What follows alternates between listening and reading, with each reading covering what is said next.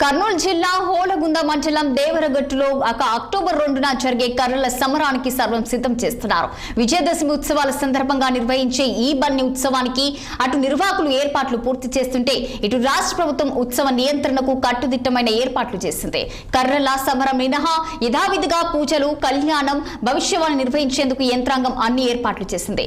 అయితే భక్తుల సాంప్రదాయం నెగ్గుతుందా లేక ప్రభుత్వ ఆదేశాలు అమలవుతాయా అనే అంశంపై ఆసక్తికరంగా మారింది. ఇక దీనిపై మరింత పూర్తి సమాచారం మా కరీంనగర్ ప్రతినిధి సుంకన్న ఫోన్ లైన్ లో అందించేందుకు సిద్ధంగా ఉన్నారు.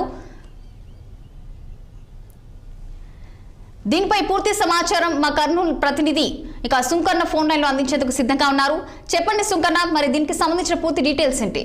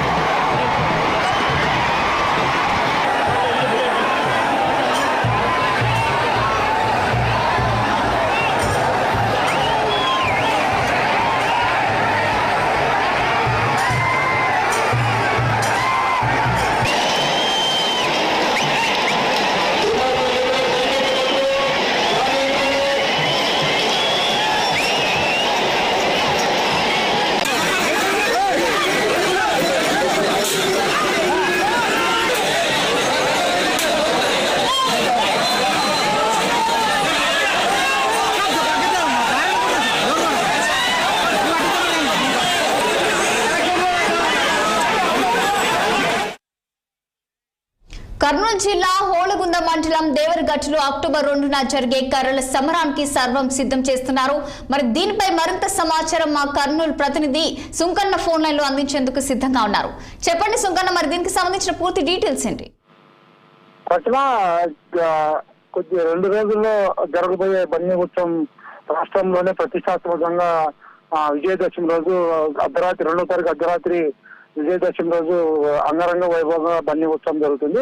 అయితే ఈ బన్నీ ఉత్సవానికి దాదాపు కొన్ని లక్షల మంది బన్నీ ఉత్సవాన్ని తిలకించేందుకు భారీ ఎత్తున భక్తులు తరలి వస్తుంటారు.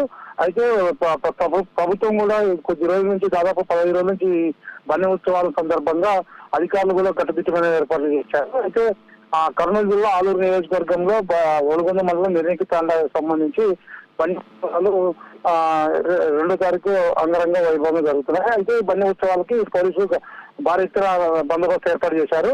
అయితే ఈ బన్నీ ఉత్సవాలను చూసేదానికి ఇతర రాష్ట్రాలు అంటే కర్ణాటక, తమిళనాడు, ఆంధ్ర, తెలంగాణతో పాటు అన్ని జిల్లాల నుంచి అన్ని రాష్ట్ర భక్తులు తరలి వస్తుంటారు.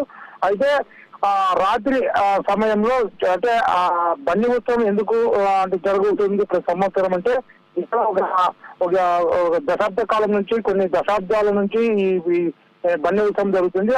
గతంలో పెద్దలు చెప్తున్నారు మనకి, అంటే బన్నీ ఉత్సవం అనేది ఇక్కడ కిరణ రాక్షసుడు ఇక్కడ సంహరించేవాడు అడవిలో, అంటే దట్టమైన అడవిలో దాదాపు ఆలూరుకి దాదాపు అంటే 10-15 కిలోమీటర్ల దూరంలో దట్టమైన అడవిలో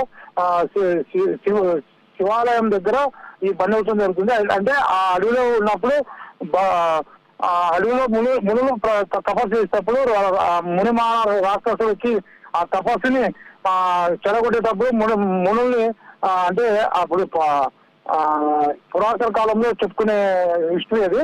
అంటే ఆ మునులు శివుని శరణం కోరుతారు.